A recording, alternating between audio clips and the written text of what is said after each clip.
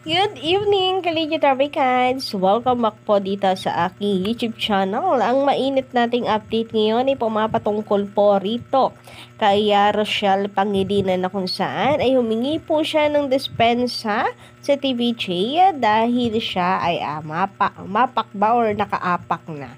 Aapak or umapak na dito sa Itbulaga. Hindi kasi tayo nanonood po no ng Itbulaga sa GMA7 na tayo nakatutok sa TVJ kaya ano man po ang meron sa Itbulaga, kung nakaapak na ba siya or tatapak pa lamang sa GMA7 ka-OG ay humingi siya ng dispensa. But before that, ay nais ko po munang pasalamatan ang mga nandito ngayon na nakatutok at nakikinig sa aking YouTube channel, guys. Sa mga bago lang, maaari ninyong pindutin ang subscribe button and notification bell para maging updated at una kayo sa mga nilalabas po nating pang-araw-araw na balita about sa TVJ and legit and Africans. And eto na nga, for tonight's video, pag-usapin na nga po natin ang mainit nating chika about dito kay Rochelle Pangilinan. So, hindi naman po siguro lingid sa kaalaman po nating lahat na si Rochelle ay bahagi po yan ng original na Itbulaga because of the sex bomb. Di ba pinangunginahan po niya ang sex bomb, guys? And ngayon, sa kanila pong grupo, mga Kaligit Kids, siya po yung pinaka-active ngayon sa show business. May kontrata nga po siya dito sa GMA Network and katunayan po niyan ay mayroon po siyang mga ilang projects nang nagawa sa GMA7 and patuloy po siyang nasa GMA7. Kaya hindi po nakapagtataka kung sakali man na makatapak po siya dito sa Itbulaga. Pero na lang kung talagang tatanggihan po niya. Pero yun nga no, sabi po talaga kapag nanay ka, minsan talagang lunok pride at lahat gagawin mo para sa iyong anak. Ganun na Kaligit Kids, lalo na't parang ilang ano na rin siyang walang ngayon, project ka-OG. So, siguro kinailangan lang din talaga ni Rochelle and the same time ay she loved dancing, sabi niya Kaligit Kids sa kanyang post, sabi sa kanyang ibinahagi na caption bilang paghingi po ng dispensa sa TVJ and of course sa mga legit Kids kagaya po natin sa kanyang pag-appear dito sa Itbulaga ay mahal niya yung dancing. Gusto pa rin po niyang ibahagi ang kanyang talento and makita yon ng kanyang anak, Kaligit Kids, and maging proud ito sa kanya. Kaya gano'n na lamang din ang kanyang dahilan na kung bakit napao rin siguro po siya dito. So basahin nga po natin Kaligit Kids, no? Kayo po ba nais ko ring makuha ang inyong opinion about dito sa bagong post na ito ni Rochelle Pangilinan? Pa-comment na lamang po dyan sa baba. So, sabi nga po dito sa kanyang post, Kaligit Kids, no, siguro ay ibinahagi niya rin po ito dahil alam niya na marami pong mga legit Kids to talagang susugurin po siya. Kaya maigi na rin na may ganito pong post sa social media. Anyway, sabi dito, 28 years ago, ako unang tumuntong sa stage ng Itbulaga.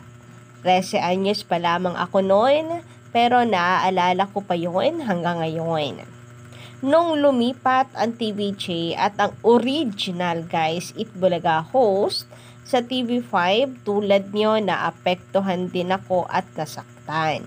So, bali parang letter po talaga ito para sa mga legit Kids kagaya po natin para hindi po tayo mag-overthink and para hindi siya rin sugurin ng mga negatibong komento. Kaya binahagi rin siguro niya kanyang side.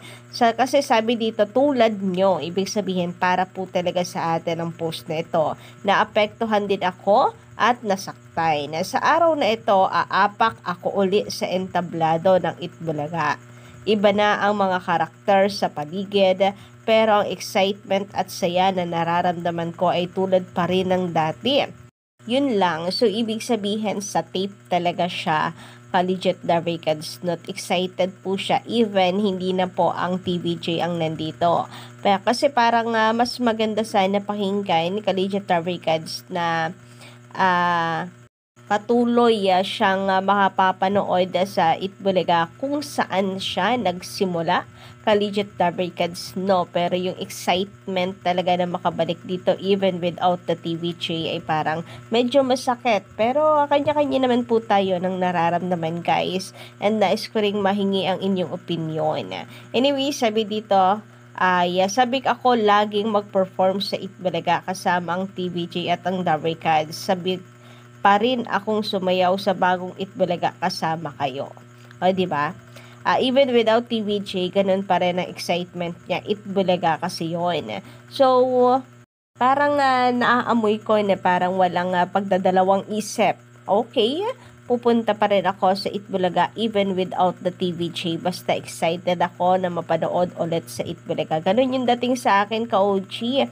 Although nauunawaan ko naman siya, hindi ko hate ha. Wala pa akong galit dito kay Rochelle Pangilinan and sa decision niya na tumapak dito sa sa Itbulaga. Pero ayun nga na para ang sakit lang din para sa akin naman na ganun pa din yung excitement niya. Parang hindi siya nagdalawang isip na mag-guest dito sa Itbulaga. Even wala na po ang TVJ dito. Kasi parehas lang yung excitement niya with TVJ and without the TVJ. Nagets niyo po ba yung punto ko dito, Collegiate Dabarkads? Ayan na naman tayo sa paliwanag habang patagal kong pinapaliwanag yung isang bagay, guys, habang pinapahaba ko yung explanation ko, parang lalong gumugulo at lumiliko. Pero I hope na naunawaan nyo yung nais ko pong sabihin about dito. Yun yung naramdaman ko nung basahin ko po ito, Collegiate Dabarkads. Pero uulitin ko, wala naman po akong galit kay Rochelle. Kahit siya ay tumapak dyan. At the end of the day, magulang nga po siya. And guesting lang naman, diba, Collegiate Dabarkads, hindi naman siya host dito mismo. Anyway, sabi pa dito, bilang pagtanaw ng respeto sa Itbulaga, TVJ at original Dabarkads, 7 buwan ang pinalipas ko bago pa man ako nangahas makapasok man lang sa bagong Itbulaga. So, may takot, may pag-aalinlangan, pero kumakapit ako sa paniniwalang dahil gusto ko lang i-share ang talento kong ibinigay niya. Ako ay tatanggapin niyo. Yan, nagpasintabi po ako sa original Itbulaga host. Yun yung importante. Parang dito parang bigla akong nahimasmasan, guys, na nagpasintabi siya sa TVJ and the management bago ako umabot sa puntong ito. So, ayun, dito tumindig, hanggang ngayon, no, tumitindig yung balahibo ko dahil at least dito parang na-relief ba ako doon sa nabasa ko kanina na ganun pa rin yung excitement niya even without TVJ. At least nagpasintabi siya. Nagpasalamat na rin ako sa mga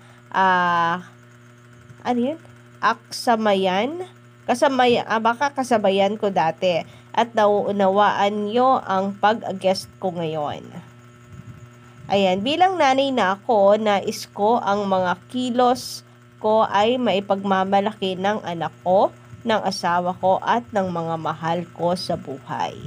Maraming salamat sa inyong bukas na pag-iisip. So, nariyan, guys, narinig naman po ninyo, no, ang buong caption ni Rochelle bilang hindi lang sa pagpapasintabi sa TVJ, kundi pagpapasintabi na rin sa atin ng mga legit Dabarkads and loyal fans ng TVJ or ng original na Itbulaga. Well, ako, sinabi ko naman sa inyo na naging open ako sa inyo ng naramdaman ko na may sakit sa dibdib, ka-OG.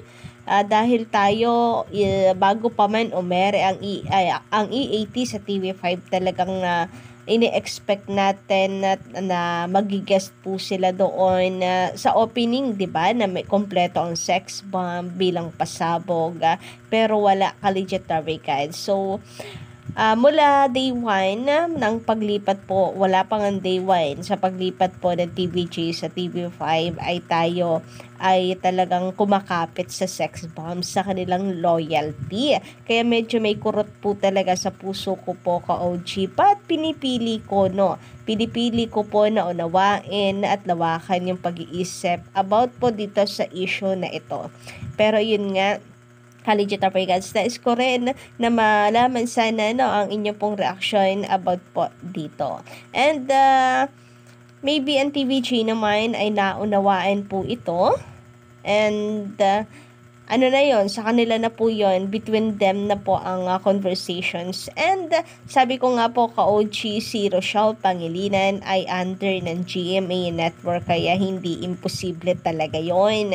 At naalala ko yung sabi ni Alden, siguro pag guest okay lang, pero yung guest host or regular host ay hindi. So, maybe yun na lang yung pangahawakan po natin, at least hindi po regular host.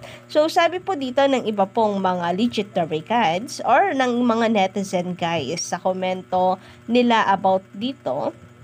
Yan, napakaganda ng puso mo, Idol Rochelle. Nagbigay respeto ka sa mga original at mga baguhan. Work is work, basta wala ka naman tinatapakan at tama ang prinsipyo.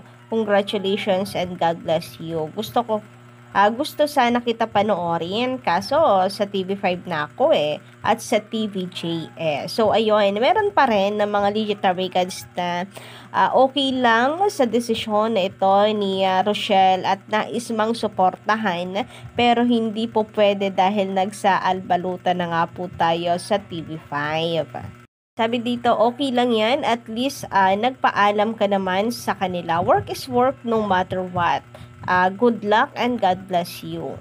Very professional. Tama, trabaho lang, walang personalan. Pero syempre, ayaw mo masaktan ang puso ng mga una mong nakasama, ang TVJ. Saludo sa'yo, Idol. I love it, Bulaga, pero mas love ko ang TVJ. Sabi naman po dito, ng isa pa ay, grabe, respect ko sa'yo. Yan ang babae, ganyan ang mabuting ina at matinong asawa. Isinasaalang-alang ang pamilya sa bawat desisyon, maging sa ikikilos, ultimo sa pagsayaw. Yan ang totoong passion sa craft and profession at pagmamahal sa lahat ng nakapaligid sa iyo. Salute. Sa'yo. Sabi naman dito, tama ang ginawa mo, nagbigay galang ka sa tunay na host at tunay na itbulaga. Grabe nga yun. At sa original Dabarkads, #TVJ. Kaya lang, kahit gusto kita mapanood, sorry. Dahil solid TVJ ako at solid Dabarkads. God bless. Idol, sana E80 TVJ mag-guest ka din. Minsan sana mag-guest ka sa TVJ, sumayaw ka naman doon. So, ako ay good luck guys sa atin lahat kung mangyayari yon, kasi meron po siyang contract sa GMA. Anyway, sabi pa dito sa legit ako sa TVJ, sa mga saradong isip dyan na kunyari loyal, huwag nyo nang i-bash si Rochelle. Baka nga kayo kapag naabutan ng 5K, magkandara pa kayo papunta doon.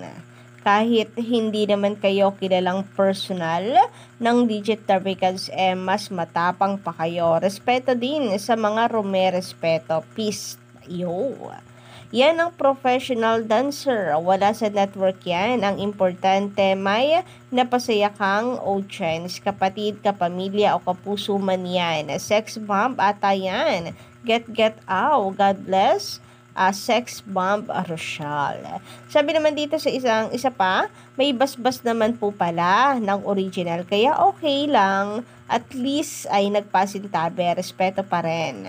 Gusto ko yung part na humingi ng permission sa original Itbulaga bago niya i-accept yung sa kabila. Keep it up and God bless you. Sorry Rochelle, love to see you dancing ka sa E80. Always pinapanood ko. Lumipat na ako ng channel. God bless you and your family pa rin. So, love lots pa din ka-OG, no? Sabi dito, being a GMA artist, I think it is a very much understandable. Alam nga naman na GMA artist ka, tapos sa TV5 ka mag-guest. Makikita ng utak ng mga tao na may ibang impression. Kung mag-guest ka lang naman sa Itbulaga, just saying.